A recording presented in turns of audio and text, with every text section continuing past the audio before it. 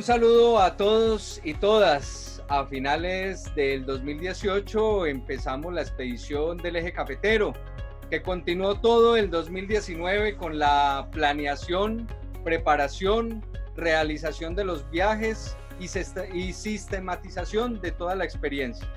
En este 2020 el coronavirus nos confinó, pero el grupo sigue encontrándose virtualmente todos los miércoles a las 4 de la tarde.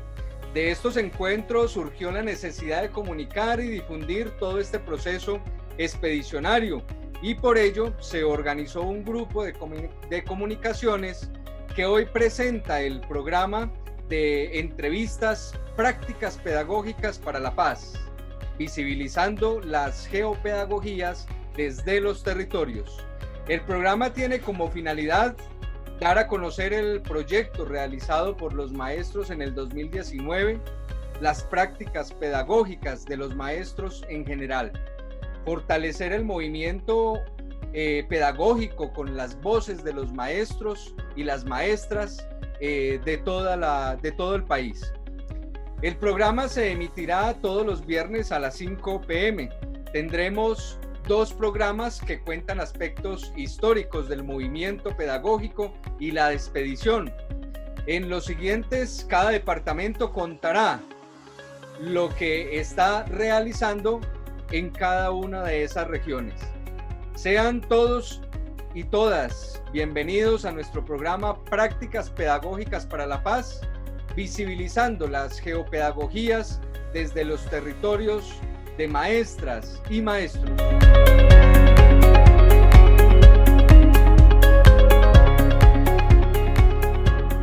Un saludo cordial a nuestra audiencia, a los expedicionarios, a los docentes y comunidad en general. Me encuentro en compañía de la expedicionaria Julie López en la presentación. Julie, un saludo expedicionario de mi parte y cuéntanos sobre los invitados del día de hoy. Hola Carlos, un saludo también para ti. Un saludo a todas y todos que empiezan a ver y a participar de su programa, Prácticas Pedagógicas para la Paz, visibilizando las geopedagogías desde los territorios.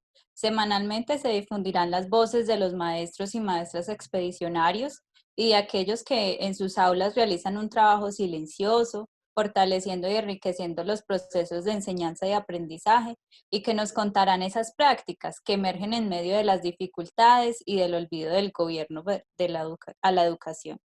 En nuestro primer programa vamos a tener un recorrido por el camino de la historia, el saber cómo surgió la expedición pedagógica, cómo se incentivaron en este proceso y por qué aún continúa viva esta idea.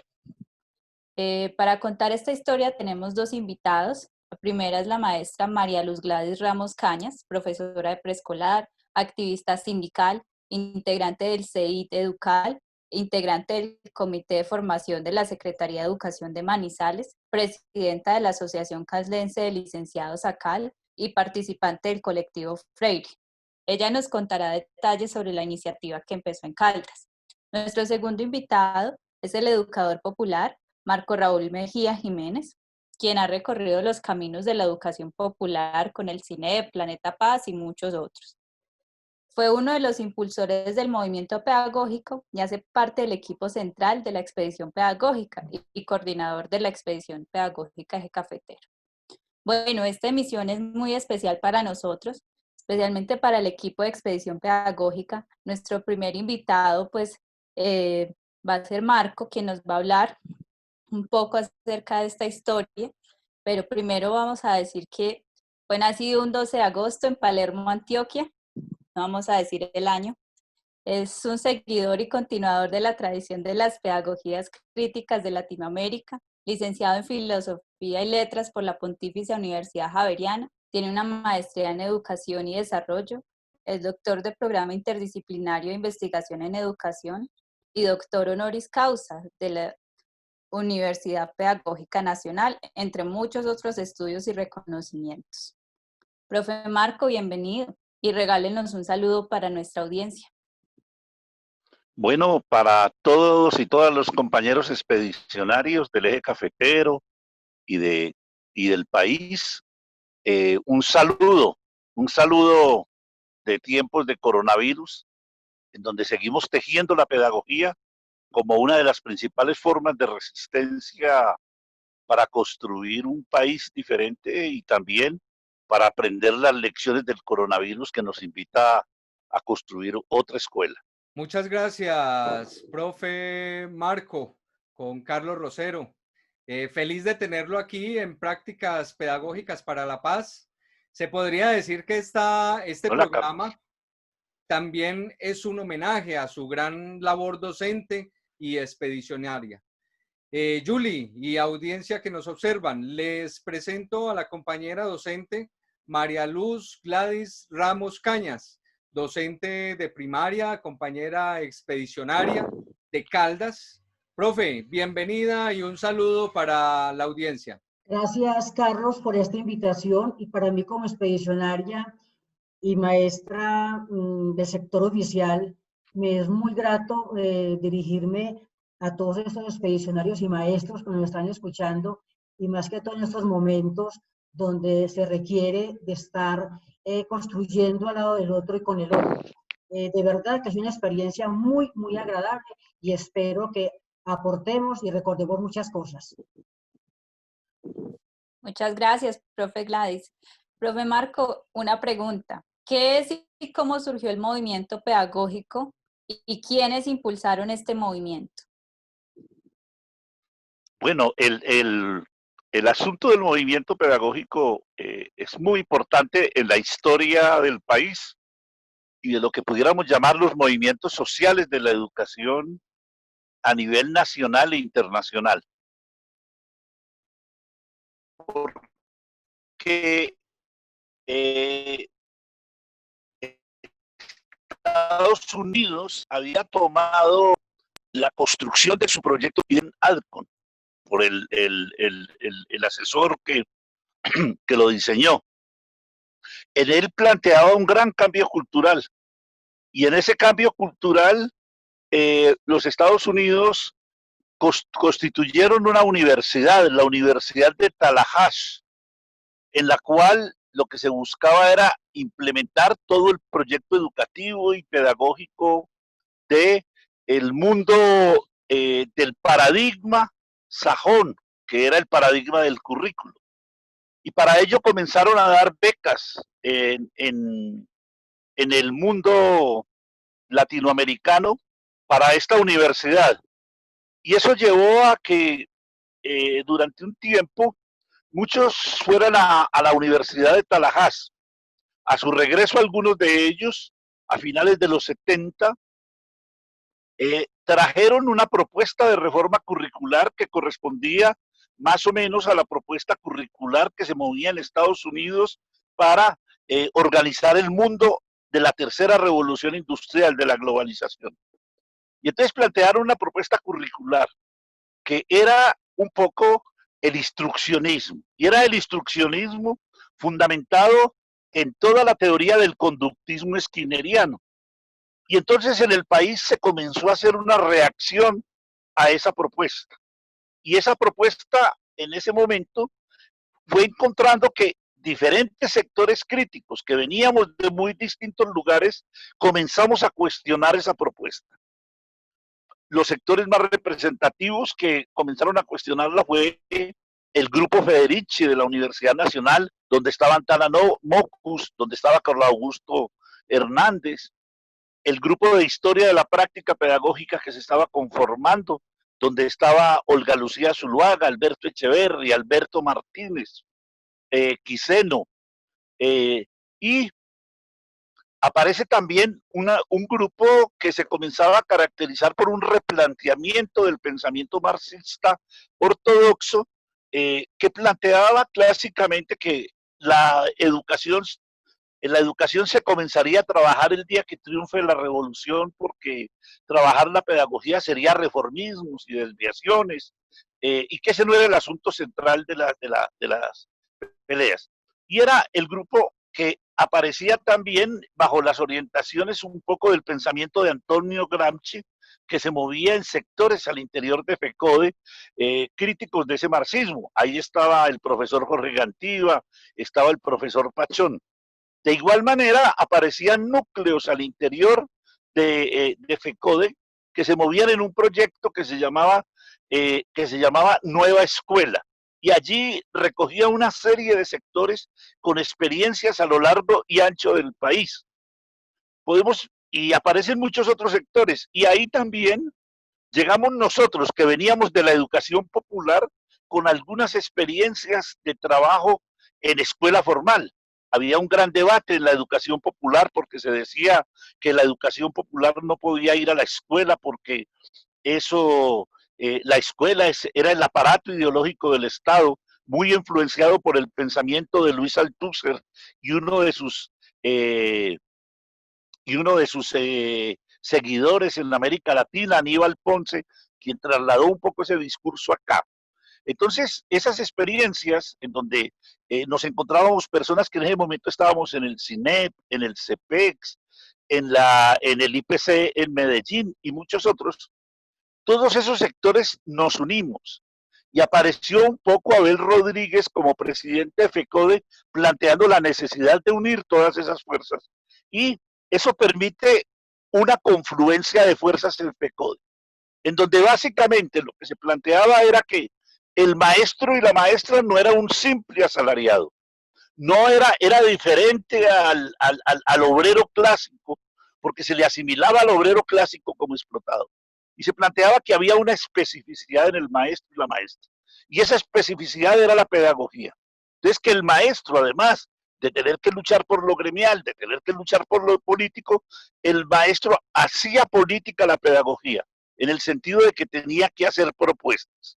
Y es ahí en donde ese grupo, pero fundamentalmente la gente al interior de FECODE, hace que en el Congreso Nacional de FECODE del año 1982 de Bucaramanga se construya y se vote que se va a realizar el movimiento pedagógico. Y a partir de 1982 se recogen una cantidad de experiencias que venían de múltiples lugares. Y un poco, yo diría que la sabiduría de ese momento, de cierta dirección de FECODE, porque no fue fácil la votación en Bucaramanga fue muy apretada la votación, porque el sector más radical decía que la pedagogía no era el asunto de los revolucionarios, que eso era un asunto de la reforma, y que en alguna medida era necesario dedicarse a la política y no tener desviaciones de la política. Entonces creo que ese es el marco general en el cual el movimiento pedagógico se inscribe y se vuelve una inspiración para América Latina. Yo dejaría ahí tenemos a Gladys, que también tiene los tiempos muy parecidos a los míos de andar por estas cosas y nos puede también contar algunas cosas. Gracias, profe Marco. Profe Gladys, ¿en qué situación o condiciones estaba la educación cuando surgió la idea de realizar la expedición pedagógica? ¿Y cuáles fueron las estrategias utilizadas para realizar estos viajes? Bueno, Carlos, la situación de la educación, tanto a nivel nacional como de Caldas, estaba en crisis.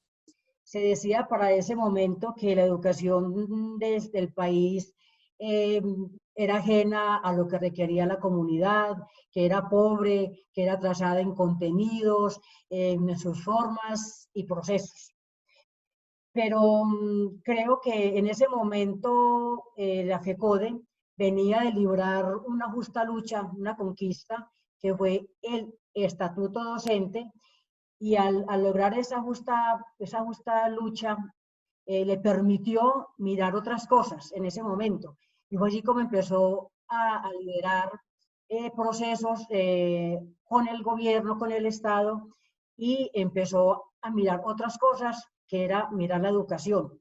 En la década del 80 se estaba presentando la reforma curricular, y nosotros como maestros nos opusimos a esto, porque aparece el 1002 del 84, que era la educación instrumental, una educación que era basada en objetivos.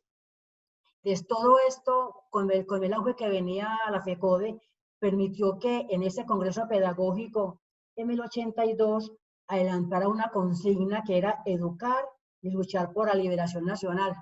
Y de ahí, con esta consigna se aprueba y se viene a los departamentos a impulsar el movimiento pedagógico. Este movimiento pedagógico en Caldas, con presencia del presidente de Educal de ese entonces, empieza a liderar el proceso en Caldas, Arcesio Zapata, una persona demasiado visionaria, una persona para ese momento que dejó de lado las críticas que se daban, que la pedagogía no podía ser, que tenía que hacer otro el asunto de la educación y de los maestros, y él planteó la propuesta de hacer en Caldas el trabajo. Igual como ya pasaba a nivel nacional, nosotros como maestros participantes nos nutrimos de todos estos pedagogos intelectuales. Entonces por Manizales estuvo Antanas Mocus, estuvo Marco Raúl, estuvo Lola Sendales, estuvo Carlos Augusto Hernández, bueno, Olga Lucía Zuluaga, Alberto Martínez y Alberto Echeverri. Todos ellos formándonos y dándonos aportes para hacer lo que fue la expedición pedagógica en Caldas. ¿Cómo se fortaleció? Se hicieron reuniones, talleres, se convocaron a todos los maestros, porque la idea que se tenía en ese momento era que en cada municipio se conformara la comisión pedagógica para trabajar los asuntos de la educación y hacer todo un trabajo en contra, allí se hablaba en contra de las políticas educativas que en ese momento se pensaban implementar. Caldas estuvo activo a través de esta expedición, participó en todos los congresos, en todos los foros y en todas las luchas que FECODE a bien programó. ¿Cómo hacíamos los viajes? Después de las marchas, después de los paros, íbamos a los municipios, nos reuníamos con los maestros de las escuelas. Las capacitaciones las hacíamos sábados y domingos, porque los intelectuales, los académicos, investigadores, solo podían desplazarse de la capital el viernes en la tarde, estar aquí sábado y domingo. Fue un trabajo muy arduo, pero que contamos con gente que nos supo dirigir y que tenían claro qué era lo que se debía hacer. En este entonces, Arcesio Zapata Vinasco, que era un poeta, era un teatrero, era una persona que creía en la cultura y en el trabajo de la educación popular. Gracias, profe Gladys. Definitivamente vale la pena recordar todas estas personas que participaron. Profe Marco, ya hablamos del origen y de la época. ¿Qué resultados se obtuvieron en el movimiento y cuáles fueron las principales dificultades? Bueno, creo que el movimiento pedagógico tuvo una importancia que todavía tiene incidencia sobre los procesos del país. Hay un primer lugar muy importante. El movimiento pedagógico desató una reflexión sobre la pedagogía. Al interior del sindicato generó una dinámica que llevó a construirle una estructura propia en la vida del sindicato, lo cual dio origen a los CEID, a los Centros de Estudios e Investigaciones Docentes en toda Colombia, y a desarrollar en muchos lugares del país, en muchos municipios, una estructura que pensara la pedagogía. Pero para que eso fuera posible, fue acompañado de una revista Educación y Cultura, que en sus inicios sacaba 30.000 ejemplares, en las cuales se debatían los grandes asuntos de la pedagogía en el país. Y el gran evento, en el año 1987, se hace el primer Congreso Pedagógico Nacional, un congreso que ya comenzaba a visorar a partir de lo que se estaba desarrollando de leyes educativas en Argentina, en Chile, bajo las dictaduras militares, como experimentales.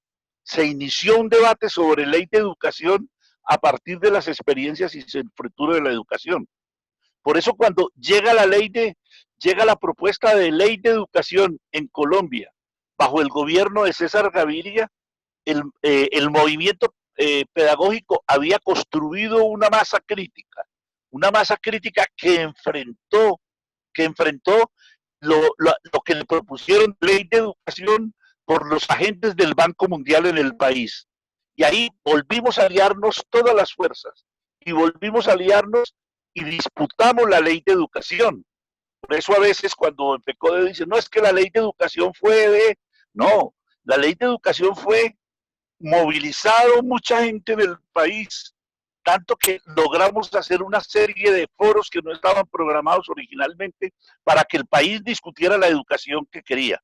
Y para mí uno de los grandes logros del movimiento pedagógico es la ley 115. La ley 115, y era tan potente la discusión que muchos de los sectores que en FECODE no estaban de acuerdo con el movimiento pedagógico y que todavía no están de acuerdo con el movimiento pedagógico, se tuvieron que sumar para hacer de la lucha por la ley 115 una lucha de todos los educadores y todas las educadoras del país, construyendo una gran alianza que nos generó una de las leyes más progresistas del continente, que curiosamente con la llegada de la 715, que se hizo precisamente como contrarreforma educativa para quitarle todo lo progresista que tenía la ley 115, se generó una dinámica a partir del acto legislativo 01, que fue un intento por, a partir de la crisis del final del siglo anterior, por quitarle recursos a educación y a salud y a agua potable, que eran los grandes planteamientos que había hecho la Constitución del 91. Y ahí, por condiciones históricas, FECODE tiene su gran derrota histórica. Y ahí, en esa derrota histórica, colocan la ley 715, que era el modelo de una ley que se llama Ningún Niño Dejado Atrás, de los Estados Unidos, y que se imponía en el mundo, y que ahora Colombia se volvía el foco experimental de ellos. Entonces, digamos que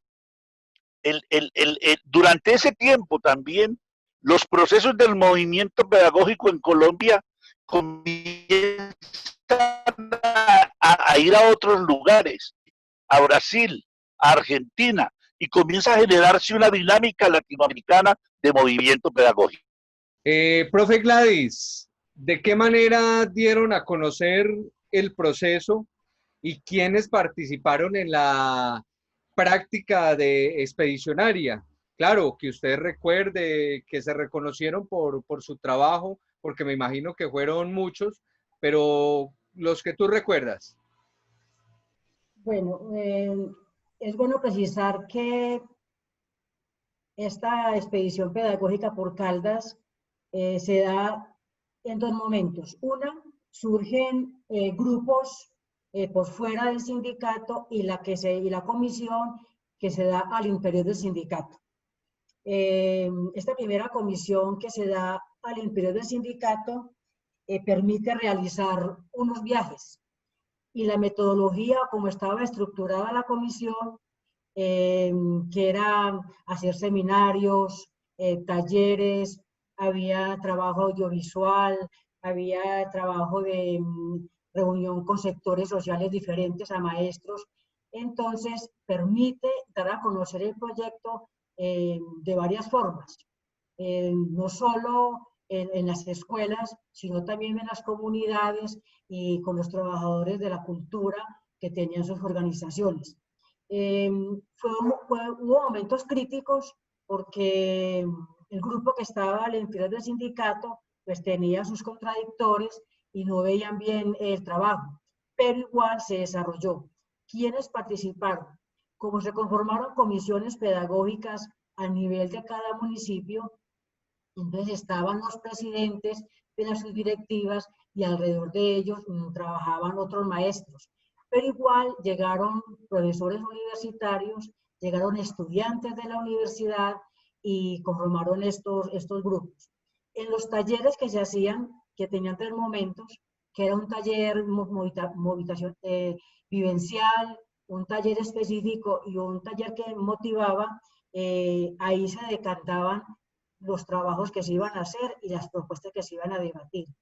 Teníamos medios de comunicación diferentes pues, a los que se tienen ahora pues como revistas, pero hacían volantes, se hacían grupos en cuestiones de teatro y ahí se mostraba el trabajo. Hubo un trabajo muy lindo que se hizo con las escuelas de Manizales, que era que se invitaban a que los niños dibujaran lo que más les gustaba, les llamaba la atención de la escuela y cómo estaba en ese momento. Y ese trabajo más adelante, con un grupo que trabajaba con nosotros, que era de artistas, hicieron unas acuarelas con esos dibujos de los niños, o sea que se elevó esa propuesta del dibujo del niño a un trabajo artístico. Lo otro, si me preguntas si hubo dificultades, claro que las hubo, pero creo que el tesón, el compromiso que teníamos en ese entonces nos llevó a no flaquear y a seguir adelante.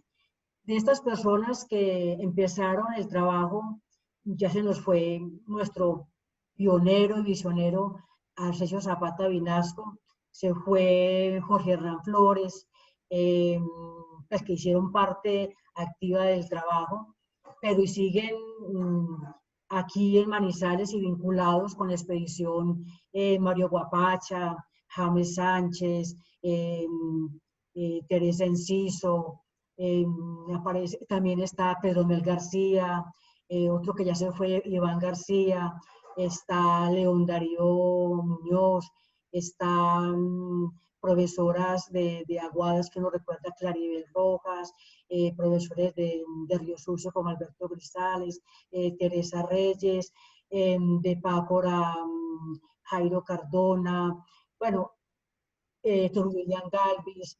¿Y por qué dirán, pero todo lo que está diciendo Gladys hacen parte del sindicato? Sí, es que en ese momento el trabajo era muy articulado con la gente que estaba afiliada al sindicato y que hacía parte del sindicato, o sea, no hacíamos diferencia el estar en un trabajo pedagógico con el estar o no sindicalizado o pertenecer a la organización. Entonces, muchos de los que ahora, unos vinculados y otros no, cuando nos encontramos a tomar un tinto, recordamos esos momentos, recordamos esos recorridos, recordamos el encuentro de la palabra en Río Sucio cuando la comisión pedagógica tenía su espacio, recordamos los carnavales. Entonces creo que es muy gratificante recordar esto porque creemos que la expedición pedagógica, yo la considero como que es la hija del movimiento pedagógico y es como esa hija que no deja morir ese movimiento pedagógico, porque la expedición surge en un momento de crisis, como lo ha planteado Marco Raúl en sus intervenciones, en que llegan muchos sectores a FECODE, igual a Educal y a los sindicatos filiales, y quieren acabar con esto. Entonces yo considero que la expedición pedagógica y en ese momento la comisión pedagógica revivió el movimiento pedagógico como se debía ser. Había una intencionalidad muy linda, que yo la recuerdo, que era que los objetivos que tenía la comisión pedagógica, hacerlos partícipes al eje cafetero. Entonces nos íbamos a socializar los Armenia, a Risaralda, para encontrarnos, porque creíamos que en esa historia regional que se estaba trabajando había mucho que construir juntos. Entonces, vuelvo y repito, si bien el movimiento pedagógico surge para rescatar y para potenciar a ese maestro como sujeto político, que esa hija que lo auxilia, que lo oxigena y le muestra que se puede y se debe seguir. Considero que es como lo más importante que hay para rescatar de ese trabajo que hizo acá en Caldas. La revista Educación y Cultura, la revista número 1, da cuenta del trabajo que se hizo, los objetivos que se investigó, qué obstáculos hubo, pero es una compilación muy importante y en la presentación que hacen del trabajo consideran y lo presentan como un trabajo de luchadores, un trabajo de la gente que pensaba la utopía y que un mundo y una escuela distinta era posible. Y definitivamente seguimos pensando que una escuela diferente es posible. Ya estamos finalizando el programa. Gracias a los profesores Marco y Gladys por estar aquí, por su bonita labor pedagógica. Regálenos, por favor, unas palabras de despedida para nuestra audiencia. Bueno, un abrazo para Carlos, para Julie, un abrazo para todas y todos los maestros y los maestros del eje cafetero que han mantenido una lucha constante. El movimiento pedagógico sigue vivo, con muchas expresiones que no solo están en lo gremial. En Caldas ha tenido la particularidad de tener una lucha constante aún con las posiciones que se mueven al interior de la organización gremial y lo han mantenido al interior de la organización gremial. Por eso, para todas y todos, un llamado, y a los que siguen enfrentando y discutiendo el movimiento y la expedición pedagógica, les decimos que hoy, con el tiempo de la cuarta revolución industrial, con el tiempo de las lecciones que nos está dando el coronavirus, o nos unimos, el capitalismo con su proyecto de educación en casa viene por el maestro, viene por la escuela, y es la hora de la unidad para construir las pedagogías de este tiempo, para mostrar que también tenemos respuesta para las pedagogías que ellos nos están proponiendo con la educación en casa, con la educación remota, con la educación a distancia, con todo eso. Entonces la invitación es a que recreemos la escuela, la refundemos el bello oficio de maestro y le mostremos al capitalismo que la escuela no se resuelve simplemente a través de la ferretería en la que intentan convertir la tecnología en la escuela.